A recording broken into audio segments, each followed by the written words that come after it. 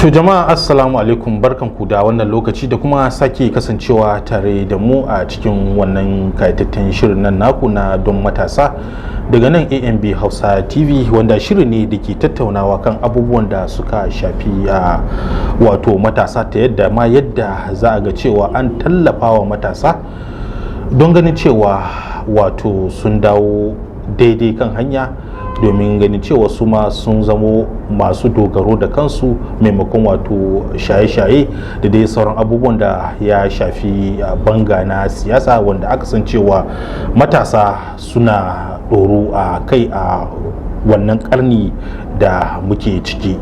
Suna na Isa Ahmad, za mu dawo, shirin zai ɗora.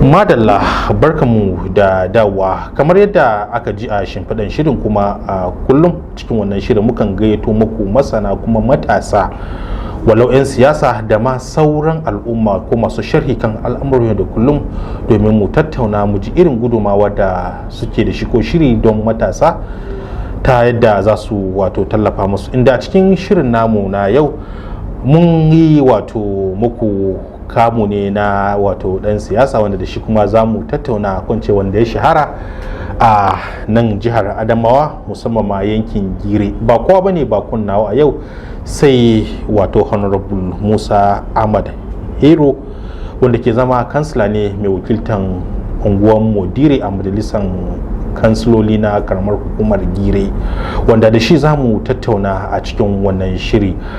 Honorable, ina maka barka da kasancewa cikin wannan shiri. Barka. Na'am. Honorable, kamar yadda a kila aka ji a cikin shimfiɗan shirin, a matsayinka ga kai matashi kuma wato a ɗan siyasa, idan za mu duba ya kake kallon rayuwar matasa yake a halin da muke ciki a yanzu, kafin nan mu zo mu dora. To, a'udhu billahi minash shaitanir rajim, bismillahir rahmanir rahim. Gaskiya rayuwar matasa a yadda nake duba yanzu, in aka yi sake ɓacewa yake yi. Dalili kuma shine matasa za ka ga mutum yana da zuciyan iya nema, amma bai da wani hali da zai iya nema. Rashin hali ko kuma rashin samun abin da zai fara wani abu da shi wadda zai dogaro da kansa, rashinsa sai jefa shi a cikin mugayen abokanai. Dalili shine bata mutum abu ne mai sauki. Yanzu kaman ko abun shaye-shaye za ka samu wani zai iya saya ya ba wani don kawai ya sha, ya zama to suna tare, sun lalace tare. Amma don a ɗauki wani abu a taimaki mutum ya yi wani abu na kansa, ya ko fara wata ƙaramin sana'a wadda zai rike shi, ba za a yi ba.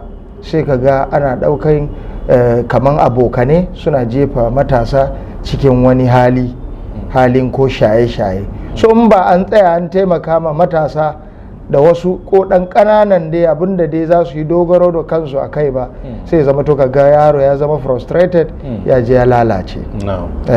Idan muka duba wannan ƙarni, za a iya cewa ina matsalar take ne? In ka duba lalacewar matasa, idan muka duba a shekarun baya can za ka ga matasa, za ka ga sun taso suna iya kokari ma kansu, amma yanzu matasa yanzu sun fi so abinda za a wai ci yanzu magani yanzu.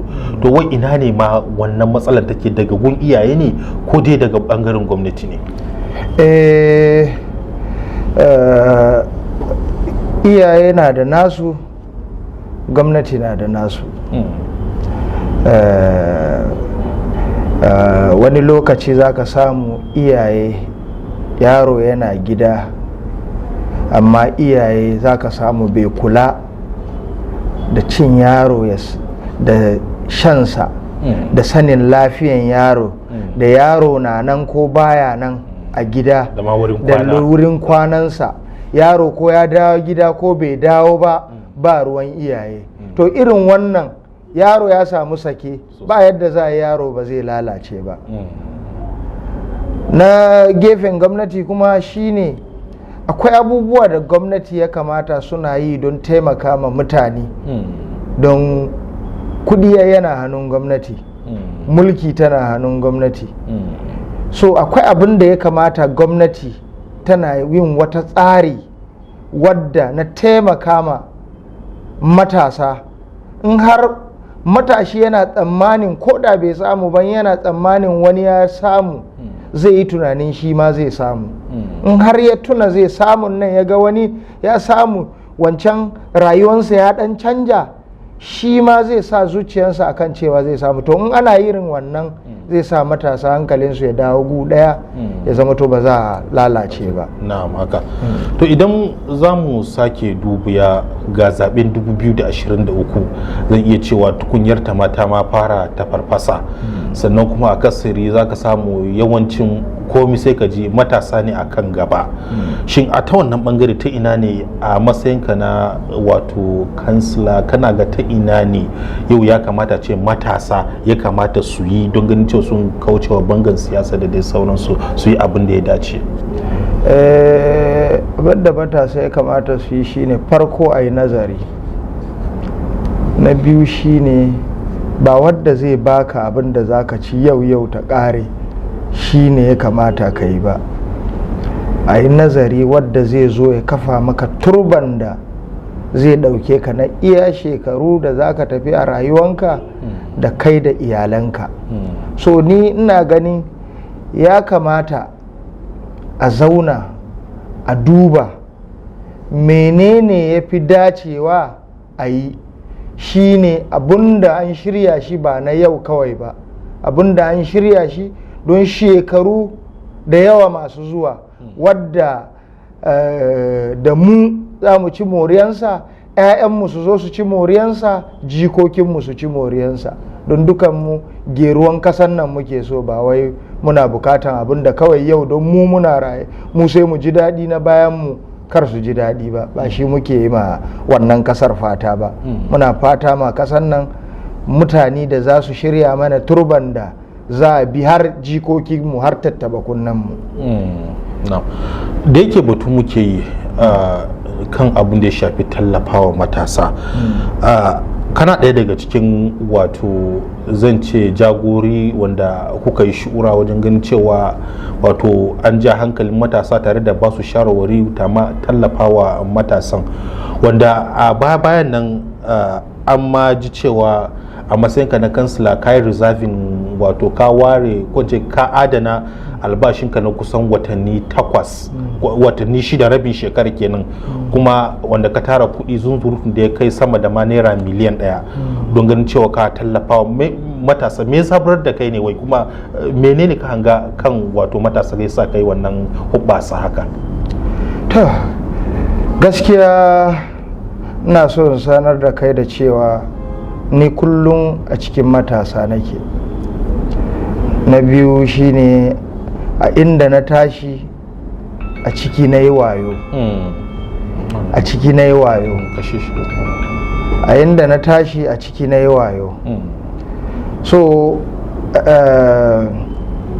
inda na tashi a ciki na yi wayo, duka halayyan da matasa suke ciki na sani, don dalili shine akwai wa'yanda suke zuwa su same ni, kaman karatu ne na yi akan matasa, same ni su kawo kukansu. Wasu wani za ka ga baka saurare shi ba, gobe sai ka gan shi yana layi, ya je ya shiga wani hali da sauransu.